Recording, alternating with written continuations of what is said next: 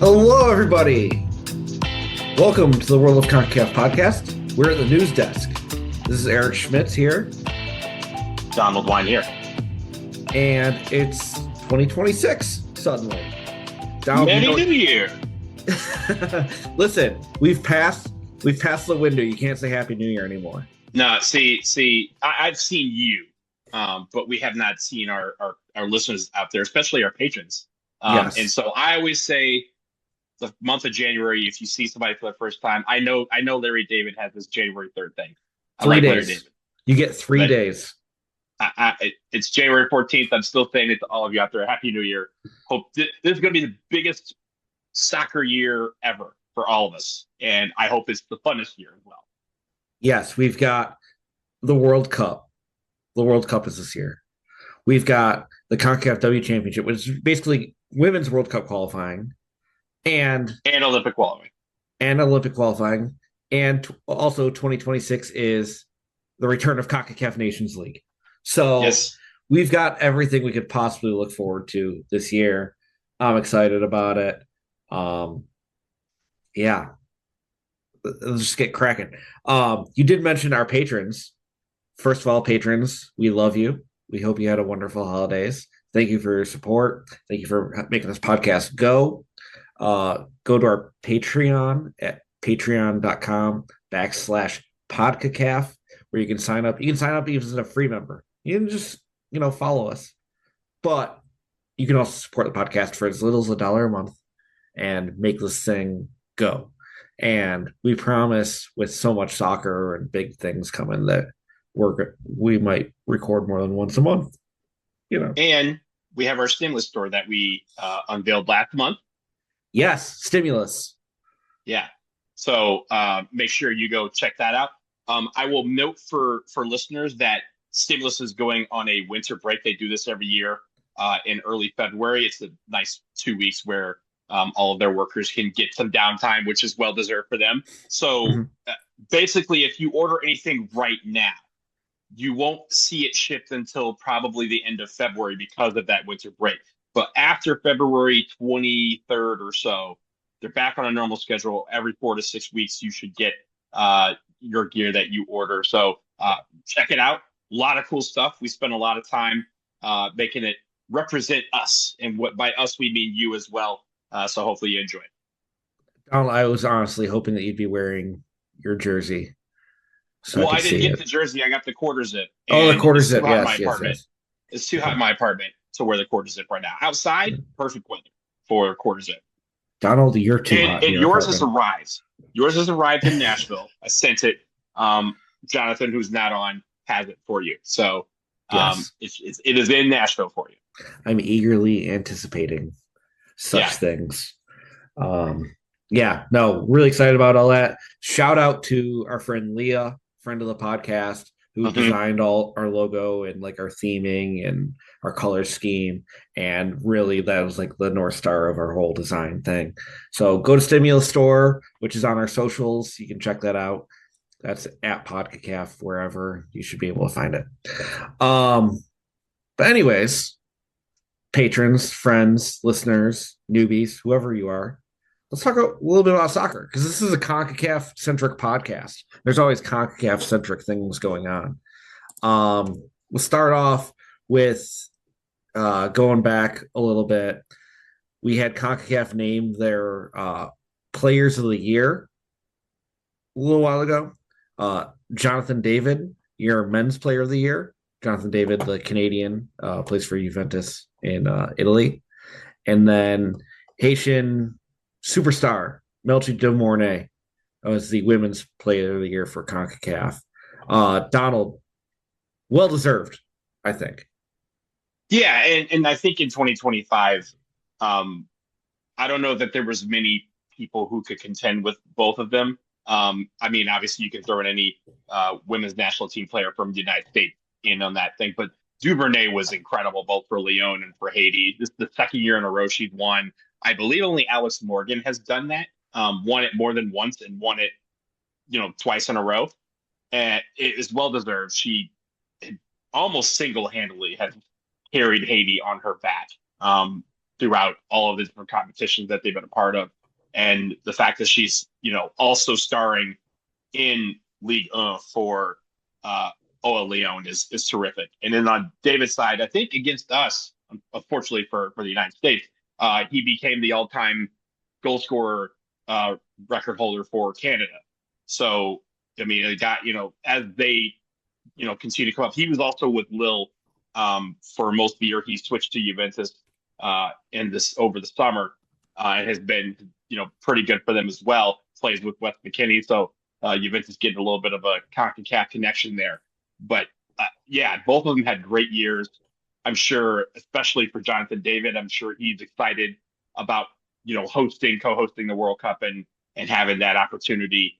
And I think for Canada, a lot of what their success could be depends on how well he plays. And so him being the Concacaf Player of the Year, well deserved, and I'm sure they hope he continued that form in 26. Yeah. Jonathan David, all-time Canadian goal-scoring leader, 37 goals and 73 caps. He has 7 goals ahead of second place, Cele Laren, who is at 30. Cele. That Cele guy. Shout out to anyone who is at the Nations League, Copa America playoff in Frisco. Cele. Speaking of Canada, you see John Herdman, old friend, got a job. John Herdman is now the national team manager of Indonesia. Of course, Herdman with the Canadian men's team, after he was with the Canadian women's team, after he was with New Zealand. Now he's in Indonesia. So I'm not sure what the rules on drones are in Indonesia, but good luck in the Asian region with your coaching, John. Well, it's funny because this is maybe a slight segue. Initially, when Steve McLaren resigned from Jamaica, John Herdman was the name that was floating around as the coach who was going to take over for him. So I think the drone situation was still kind of no pun intended, up in the air. I think Jamaica decided to go another way. But yeah, that opened the door for him to take this Indonesia job. He's out of CONCACAF, so best of luck to him. Yeah. As you mentioned, Steve McLaren left his post as Jamaican men's national team manager after the club failed to directly qualify for the World Cup. They've still got the playoff in March. And after having hired McLaren, who was like a name manager from abroad, they actually decided to go domestic, which I think is a really choice. They went with Rudolph Spade. He was the manager of Cavalier SC in Jamaica. Cavalier became one of the best teams on the island. Part of CONCACAF competitions, played against Inter Miami in the 2025 Champions Cup. And now he has to, win immediately. Like, they're not going to get any full group practice rounds. Like, they have to go get results to get into the World Cup. So really interesting that they took a domestic guy, especially considering so much of their squad and key players are playing abroad. Yeah, and I think also that, with all the influx of guys coming from abroad, maybe they wanted a coach locally to kind of tie everything together, right? Because as you mentioned, Cavalier has kind of vaulted itself into being the premier team in Jamaica on the club level.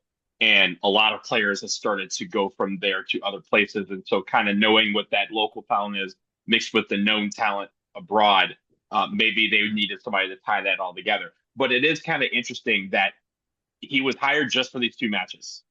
And they play New Caledonia in the FIFA playoff. If they win that game in Guadalajara, they then take on DR Congo for the right to go to the World Cup.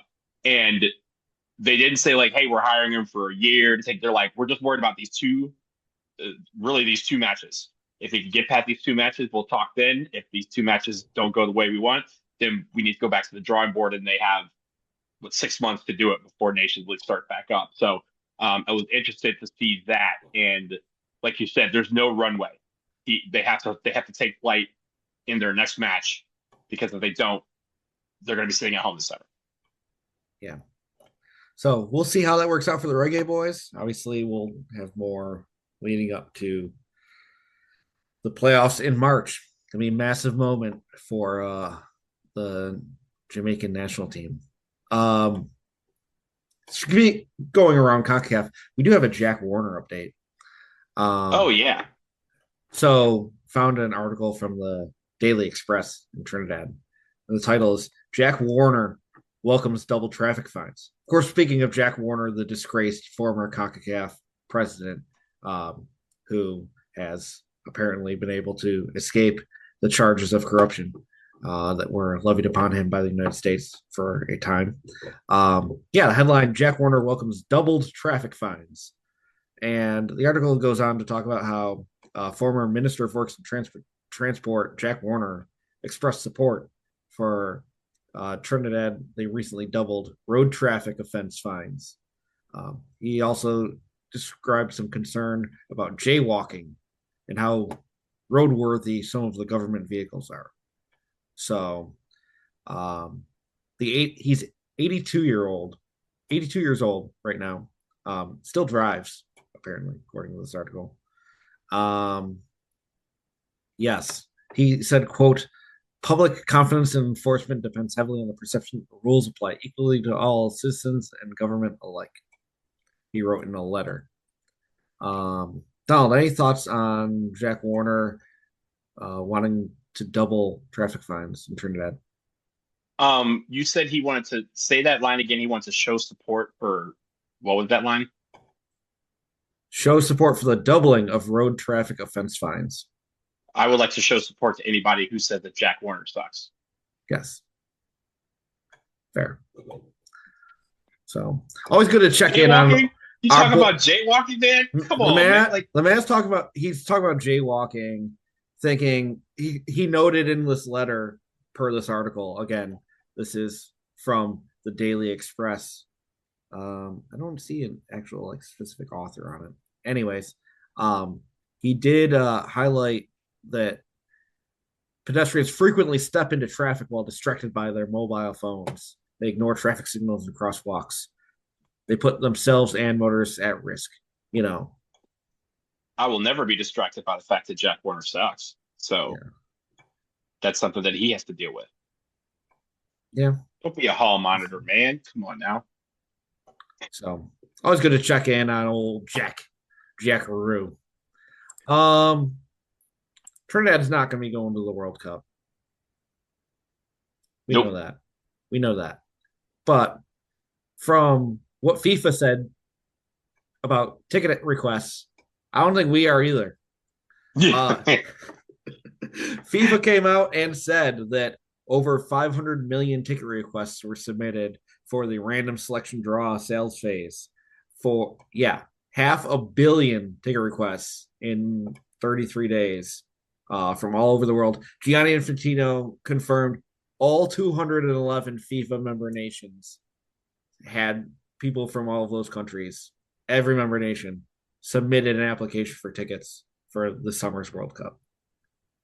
Absolutely banana pants.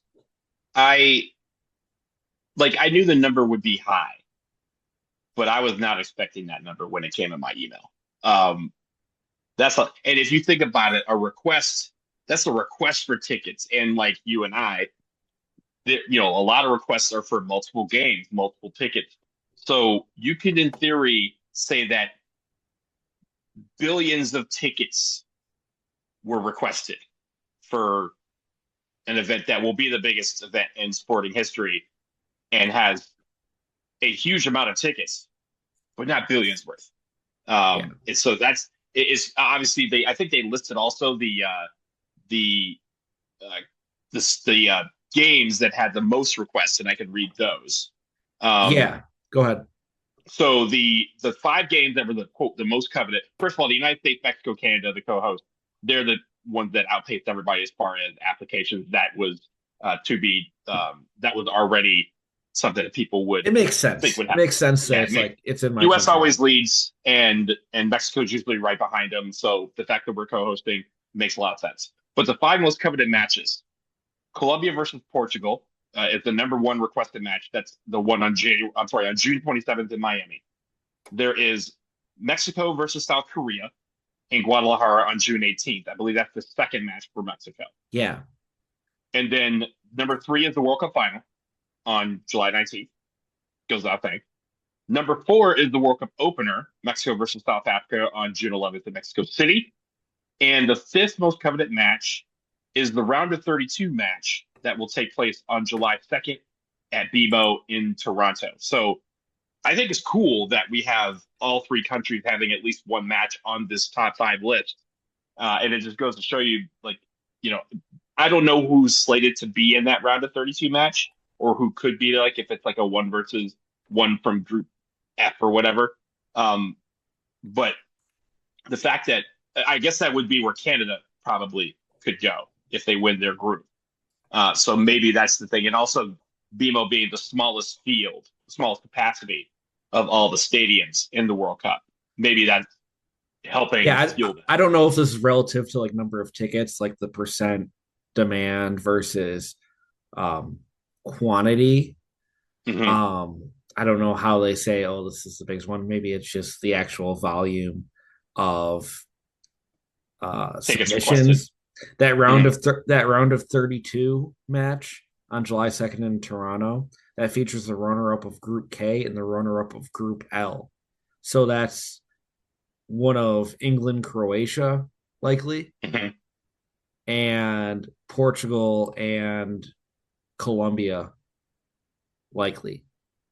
Okay, so that makes a lot of sense when Colombia and Portugal was the most coveted match. The fact that Yes. one of those two teams would be there. Um, but yeah, still, again, having a couple in the United States, a couple in Mexico, and one in Canada, I think is great for the balance of having at least at some point people are feeling like there's a lot of matches all over a lot of these venues. I know some venues aren't happy with some of the draws that they got, like San Francisco, but I think every other host venue got at least one match they can kind of hang their hat on and expect a lot of people to be excited about. Yeah, and I am curious if because as you know, like we both fill out the applications, every game was the pricing was different. So you would Mm-hmm. think that like the US opener would be in a very high demand game. I'm sure they got more than enough applications for that where it's like I don't think either of us are going to end up getting tickets. But the fact that the prices were so high maybe deterred people from even trying. Because if I you're wonder saying, how many. I wonder how many because this was just for the random draw, and as you know, like there was the PMA draw, which was the federations, and I mhm, don't know that that is factored into this number. That's a question that was not also made true. clear. Well, no, this So kind of only really talks about the random selection draw. It doesn't really mention the the PMA draw. PMAs. We're looking at the release from FIFA about Hmm. this. Yeah. Um, So again, like if you think about it, the way at least U.S. Soccer is doing theirs is those people who don't win the supporter draw, their application gets dumped into the random draw. So you'll have yeah. even more. Well, do you want? I know on the USA Soccer Cast, which you, I'm sure you all enjoy and love. It is one of the best soccer podcasts on the internets, not on Al Gore's internet, like the best, one of the best USA Soccer podcasts, and the host, honestly, a really good looking guy. Um, I like them. yeah, good dude. Um, you on your podcast, you covered in depth how the draws would work. Do you just want to give like a, you know, elevator pitch on how the U.S. soccer draw was actually going to work with the supporter tickets? Yeah. So and of course, if you're listening to this, it's January 14th. The window is closed. So we'll talk mainly about how it's going to work Yeah, and what the next steps will be.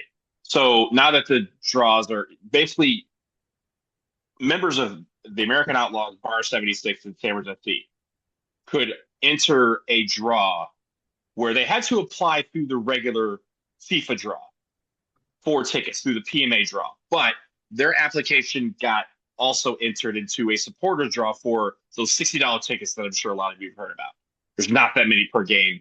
And US Soccer basically said the whatever we're getting per match of the $60 tickets will go into this draw for supporters only. So if you're a member of one of those groups and you filled out an application and your email is tied to one of those supporters groups, it will automatically get entered into this. And if you win that lottery, you will get a $60 ticket to whatever game you win the lottery for. After that is done, then they send all the other applications of people who weren't successful in the $60 draw, we'll call it, into the main draw for US Soccer's allotment of tickets. And that will happen at some point. The supporter draw will happen at some point before February. After that, FIFA is going to run the draws for everything else. That will start no earlier than February 5th. And then they will just start charging your card if you win. So you may just get a credit card notification that, yo, FIFA's trying to take out X $1,000 because you won the lottery for whatever games that you got your ticket for. So that's how it's going to work. Basically throughout the month of February 6th to like 23rd, they're going to start charging cards. But they'll also let people know whether they were successful or unsuccessful in this. Given the fact that there's 500 million ticket requests, I would expect that process to be very slow. I don't think they're going to get all that done in 20 days unless they're planning on giving out all these tickets. So it's going to be a slow process.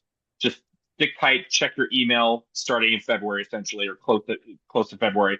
Check your credit card that you put down for that for the draw, because they may just charge it one day. So that's how it's working right now. And as they say in the Hunger Games, may the odds be ever in your favor. Yeah. I mean, we'll see what happens. I would love to not see a $10,000 balance on my credit card bill. But correct. It'd be like that sometimes. We'll find out. Well, it also affected, and if we talk about this for a second, because I didn't really get to talk about this as much on there. It sucked because for a supporter to enter the draw for the $60 ticket, you had to really apply for the expensive ticket. And I know there's some people who were like, if it's $60, I'm good. I'm in. But if it's $1,000, like the opener, I'm not good for that price. But there was no way to enter one without entering the other.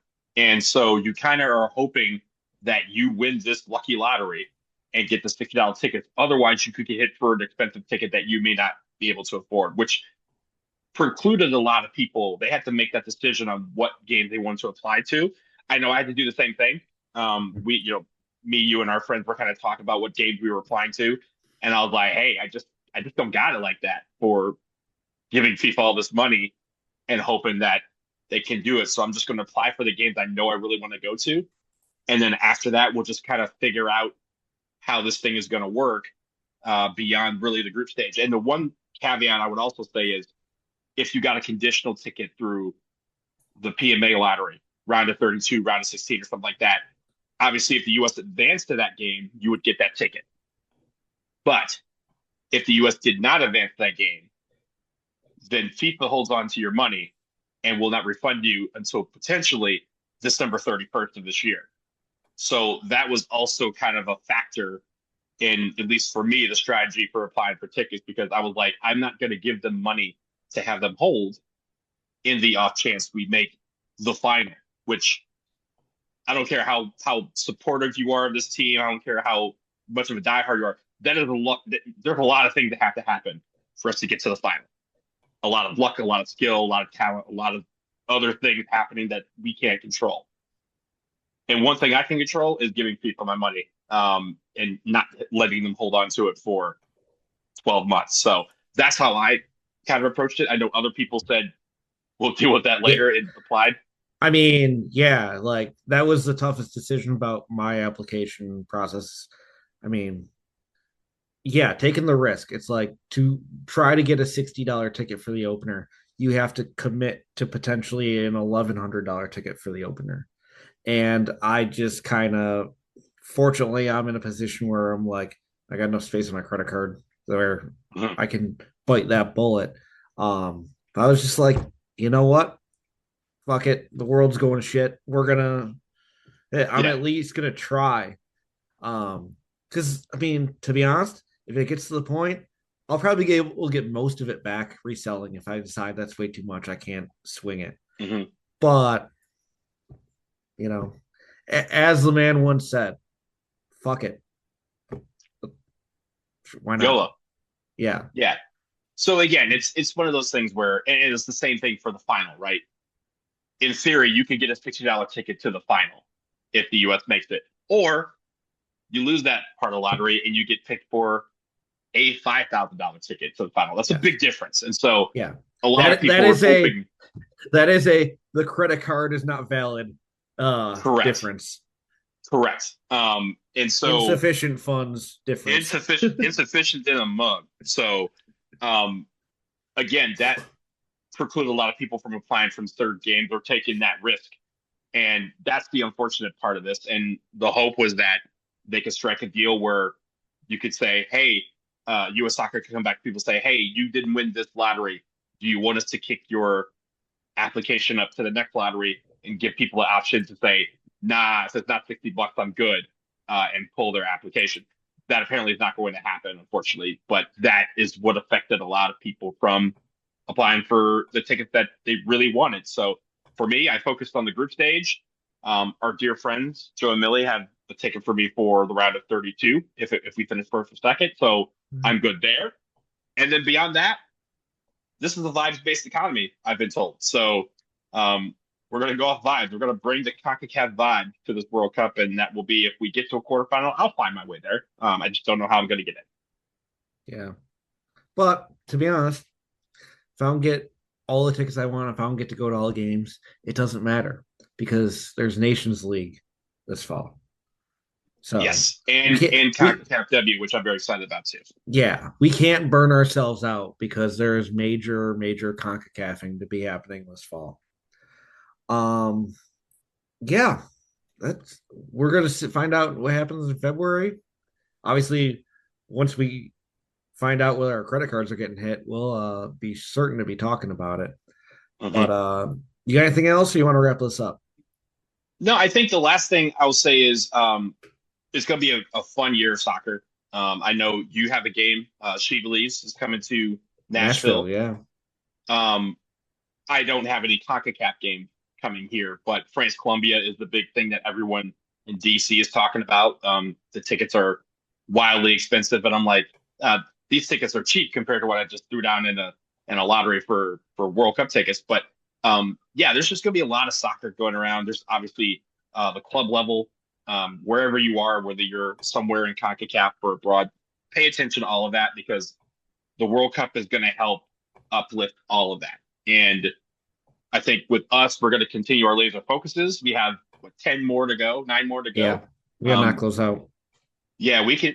I don't know if we'll knock them out before the World Cup, but if we get them done by the end of the year, we're we're, we're talking strategy, ladies and gentlemen, behind the scenes about how we accomplish that because we want to continue bringing that information and, of course, the vibes. The Yeah. vibes are important. Yeah. It is a vibes based economy. And to be honest, we all know the vibes around here, not necessarily great right now, but with the summer of soccer, people all over the world, just kind of taking a breath and watching the games, make sure you're taking care of each other, taking care of the people around you. Um, look out for each other and look out for more from us in the Absolutely. coming weeks, months, and year ahead. Make sure you're following us on social media at Podcacaf, POD, CUCAF, on the Twitter, Facebook, Instagram. Go to our Patreon, patreon.com/podcast. Make sure you like, rate, review, and subscribe on the podcast service you're listening to this to. Just please hit that like button, rate us 5 stars. You know what? Honestly, if you got to give us 4, you can give us 4. We just want to see like the ratings. Some of them they might let you leave comments. You could be like, "Where's Slate? Why wasn't he on? I love Slate. Slate's my favorite. You could say that, and we'd be okay with it. Appreciate you listening. Appreciate your support. And for Donald, for Jonathan, who's not here, and for myself, may the Lar guide you in all of your endeavors. Caw.